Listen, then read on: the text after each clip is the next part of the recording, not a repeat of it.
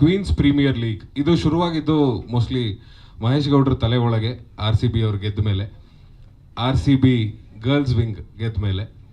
So ಅಲ್ಲಿವರೆಗೂ ನಾವು ಅವರು ಎಲ್ಲ ಕ್ರಿಕೆಟಲ್ಲಿ ಒಂದಾಗ್ತಿದ್ವಿ ಬೇರೆ ಬೇರೆ ಜಾಗಗಳಲ್ಲಿ. ಸೊ ಒಂದ್ಸರಿ ಕರೆದು ಯಾಕೆ ನಾವು ಕ್ವೀನ್ಸ್ ಪ್ರೀಮಿಯರ್ ಲೀಗ್ ಮಾಡಬಾರ್ದು ಅಂತ ಒಂದು ಹುಳ ಬಿಟ್ಟರು ತಲೆ ಒಳಗೆ. ಸೊ ಅದಾದ ಮೇಲೆ ಇಬ್ಬರು ಅದ್ರ ಬಗ್ಗೆ ಯೋಚನೆ ಮಾಡ್ತಾ, ಇನ್ನೂ ಹಲವಾರು ಗೆಳೆಯರಿದ್ದಾರೆ ಜೊತೆಲಿ. ಸೊ ಅವ್ರನ್ನೆಲ್ಲ ಸೇರಿಸ್ಕೊಂಡು ಇದನ್ನ ಒಂದು ಅದ್ಭುತವಾದ ಸ್ಟ್ರಾಂಗ್ ಪ್ಲಾಟ್ಫಾರ್ಮ್ ಮಾಡಬೇಕು. ಆ್ಯಂಡ್ ಇದರಿಂದ ಬರೀ ಕಮರ್ಷಿಯಲ್ ಥಾಟ್ಸ್ ಅಲ್ಲ, ಇದರಿಂದ ಸೋಷಲ್ ಕಾಸ್ ಕೂಡ ನಾವು ಅಚೀವ್ ಮಾಡಬೇಕು ಅಂತ ಹೇಳಿ ಶುರು ಮಾಡಿದಂಥ ಪ್ಲ್ಯಾಟ್ಫಾರ್ಮ್ ಇದು. ಸೊ ಇವತ್ತು 2ನೇ ಆವೃತ್ತಿಗೆ ನಾವು ಕಾಲಿಟ್ಟಿದ್ದೀವಿ. ಮೊದಲನೇ ಆವೃತ್ತಿ ನೀವೆಲ್ಲರೂ ನೋಡಿದಿರಿ, ಬಹಳ ಎಂಜಾಯ್ ಮಾಡಿದ್ದಾರೆ. ಆಗಲೂ ಕೂಡ 10 ಟೀಮ್ ಇತ್ತು, ಬಟ್ ಗೇಮ್ ಒಂದೇ ಇತ್ತು. ಅವಾಗ ಬರೀ ಇಂಡೋರ್ ಕ್ರಿಕೆಟ್ ಮಾತ್ರ ಆಡಿಸಿದ್ವಿ. ಈ ಸರಿ 12 ಬೇರೆ ಬೇರೆ ಗೇಮ್ಗಳಿದೆ. ಅದ್ರ ಜೊತೆ 2 ಅಡಿಷ್ನಲ್ ಕಲ್ಚರಲ್ ಆಕ್ಟಿವಿಟಿ ಕೂಡ ಇದೆ.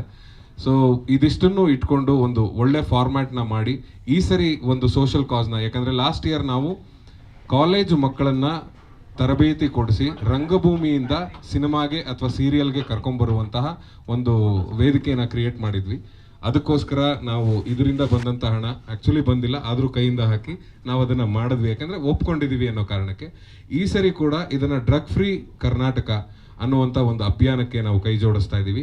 ಹಾಗೆ ಇತ್ತೀಚಿನ ಮಕ್ಕಳು, ಮೋಸ್ಟ್ಲಿ ಇಲ್ಲಿ ನಂತರ ಸ್ವಲ್ಪ ಗ್ರೇ ಹೇರ್ಸ್ ಬಂದಿರೋರಿಗೆ ಎಲ್ರಿಗೂ ಗೊತ್ತಿರುತ್ತೆ, ನಾವು ಮನೆಯಿಂದ ಆಚೆ ಬಂದು ಕ್ರಿಕೆಟ್ ಆಡ್ತಿದ್ವಿ, ಲಗೋರಿ ಆಡ್ತಿದ್ವಿ, ಚೂಚಂಡ್ ಆಡ್ತಿದ್ವಿ. ಅಕ್ಕಪಕ್ಕದ ಮನೆಯವರು, ಹಿಂದ್ಗಡೆ ರೋಡವ್ರು ಎಲ್ಲರೂ ಯಾರು ಅಂತ ನಮಗೆ ಗೊತ್ತಿತ್ತು. ಆದರೆ ಇವತ್ತಿನ ಮಕ್ಕಳಿಗೆ, ಇನ್ಕ್ಲೂಡಿಂಗ್ ನನ್ನ ಮಕ್ಕಳು, ಅವ್ರಿಗೂ ಗೊತ್ತಿಲ್ಲ ಅಕ್ಕಪಕ್ಕದ ಮನೆಯಲ್ಲಿ ಯಾರಿದ್ದಾರೆ ಅಂತ. ಯಾಕಂದರೆ ಅವ್ರ ಸ್ಕ್ರೀನ್ ಟೈಮ್ ಜಾಸ್ತಿ ಆಗಿದೆ, ಮೊಬೈಲ್ ಅಥವಾ ಟಿವಿಯಲ್ಲಿ ಗೇಮ್ ಆಡೋದು ಜಾಸ್ತಿ ಆಗಿದೆ.